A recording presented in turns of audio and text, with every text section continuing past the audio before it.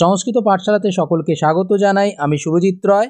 আজকে তোমাদের West Bengal state ইউনিভার্সিটির সংস্কৃত থার্ড সেমিস্টার মাইনরের সাজেশন নিয়ে আজকে আলোচনা করব।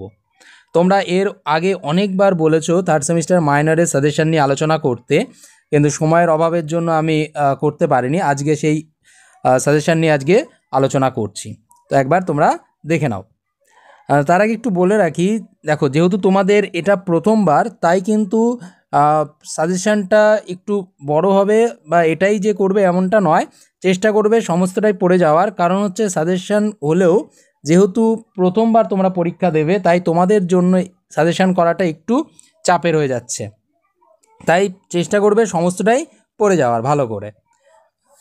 যাই হোক, তাও চেষ্টা করেছি যেগুলো খুব ইম্পর্ট্যান্ট প্রশ্ন সেইগুলো নিয়েই আলোচনা করতে। তবুও বলবো যে তোমরা সমস্তটাই পড়ে যাওয়ার চেষ্টা করবে।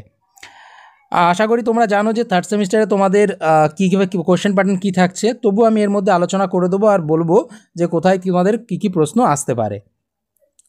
আর তোমরা যারা অনলাইন ক্লাস করতে চাও বা সম্পূর্ণ নোট পেতে চাও, তারা নিচে দেওয়া এই নাম্বারে যোগাযোগ করতে পারো। টোটাল ফিস হচ্ছে 500 টাকা। আর যদি অনলাইন ক্লাস করো তাহলে নিচে ভিডিও ডেসক্রিপশানে হোয়াটসঅ্যাপ গ্রুপের একটা লিঙ্ক দিয়েছি, সেই লিঙ্কে গিয়ে তোমরা জয়েন করতে পারো। সেখানে আমি নিয়মিত ক্লাসের লিঙ্ক সেখানে দিয়ে থাকি। যাই হোক, দেখে নাও। তোমাদের প্রথমে থাকবে হচ্ছে কাব্যালঙ্কার সূত্রভিত্তি। কাব্যালঙ্কার সূত্রভিত্তি থেকে থাকবে একটা ব্রড কোশ্চেন, দুটো ব্যাখ্যা আর 5টা শর্ট কোশ্চেন, 5 দুগুণী 10। ঠিক আছে, একটা ব্রড কোশ্চেন 10 নম্বরের থাকছে। এখান থেকে যে 4টে প্রশ্ন সবথেকে বেশি ইম্পর্টেন্ট, এক হচ্ছে কাব্যের শ্রেণীবিভাগ, রীতিরাত্মা কাব্য আর বামন মতানুসারে কাব্যের প্রয়োজন। ঠিক আছে, আর হচ্ছে কাব্যের অঙ্গ। এই 4টে খুব ইম্পর্টেন্ট। আশা করি এই 4টের মধ্যে তোমরা পেয়ে যাবে। তবুও তোমরা আরেকটা তোমরা পড়তে পারো, সেটা হচ্ছে এই বৈদর্ভী রীতি, মানে রীতির সঙ্গেই তোমরা একটা পাবে, যে কোনো একটা রীতি হয়তো দিতে পারে, বৈদর্ভী, গৌরী বা পাঞ্চালী। এই 3টে রীতির মধ্যে হয়তো একটা তুলে দিতে পারে। আমি বলবো এটা পড়ার দরকার নেই, বা 6 নম্বরটা পড়ার দরকার নেই। তোমরা এই 5টা পড়ে যাও, এই 4টের মধ্যে আশা করি পেয়ে যাবে। ঠিক আছে, তবুও বলবো সবগুলো পড়ে যেতে। ওকে, এটা ছিল ব্রড কোশ্চেন 10 নম্বরের জন্য, এটা বাংলায় লিখতে হবে। আর ব্যাখ্যা, তোমাদের দুটো ব্যাখ্যা আসবে, 5 দুগুণী 10, এটাও বাংলায় তোমরা লিখতে পারবে। কী কী আসছে দেখো, খুব ইম্পর্টেন্ট যেগুলো: কাব্যালঙ্কার, কাব্যম গ্রাহ্যম অলঙ্কারাৎ, সৌন্দর্যম অলঙ্কারঃ, শাস্ত্রস্তে অরোচকিনঃ, সতিনব ব্যবহারিণশ্চ কবয়ঃ, রীতিরাত্মা কাব্যস্য। এই প্রথম যে 5টা, এই 5টা খুব ইম্পর্টেন্ট। আর এই 3টের মধ্যে একটা আসতে পারে। ঠিক আছে, বৈদর্ভী, গৌরী আর পাঞ্চালী, 3টাই একই ধরনের। চেষ্টা করবে এই 8টাই পড়ার। তবে খুব বেশি ইম্পর্টেন্ট যেটা হচ্ছে এই দুটোর মধ্যে মনে করো একটা আসবে, আশা করা যায়। আর এই 4টের মধ্যে একটা আসতে পারে।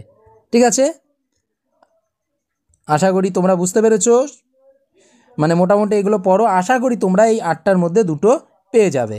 জানি খুব বেশি দিয়ে ফেলেছি, কিন্তু কিছু করার নেই, তোমাদের কিন্তু পড়তেই হবে। কারণ তোমাদের এবার যেহেতু প্রথমবার পরীক্ষা দিচ্ছ, তাই তোমাদের পুরোটাই খুবই ইম্পর্টেন্ট। এরপরে আসছি হচ্ছে সেকশন বি। সেকশন বিতে কী থাকছে? সাহিত্য দর্পণ। সাহিত্য দর্পণের 10ম পরিচ্ছেদ, এখান থেকে দুটো টিকা আসবে, 5 দুগুণী 10। এটা তোমরা হচ্ছে দেবনাগরীকে তোমাদের লিখতে হবে। ঠিক আছে, সংস্কৃত ভাষায় দেবনাগরী হরফে লিখতে হবে। ওকে, কী কী থাকছে? অনুপ্রাস, যমক, উপমা, রূপক, অপনতি আর নিদর্শনা। এই 6টার মধ্যে আশা করি তোমরা দুটো পেয়ে যাবে। ঠিক আছে, এখানে শুধু তোমাদের শর্ট কোশ্চেনের সাজেশনগুলো দেওয়া হয়নি, বাকি সাজেশন আমি দিয়ে দিলাম। ভিডিওটা কেমন লাগলো অবশ্যই কমেন্ট করে জানাবে। আর তোমরা যদি মনে করো যে সম্পূর্ণ নোট পেতে চাও, তাহলে নিচে দেওয়া এই নাম্বারে যোগাযোগ করতে পারো। আর টোটাল ফিস হচ্ছে আমাদের 500 টাকা। আর যারা নিয়মিত অনলাইন ক্লাস করতে চাও, তারা এই ভিডিওর নিচে ডেসক্রিপশানে আমি হোয়াটসঅ্যাপ গ্রুপের একটা লিঙ্ক দিয়ে রেখেছি, সেখানে গিয়ে হোয়াটসঅ্যাপ গ্রুপে জয়েন করতে পারো। সেখানে আমি গুগল মিটে অনলাইন ক্লাস নিয়ে থাকি।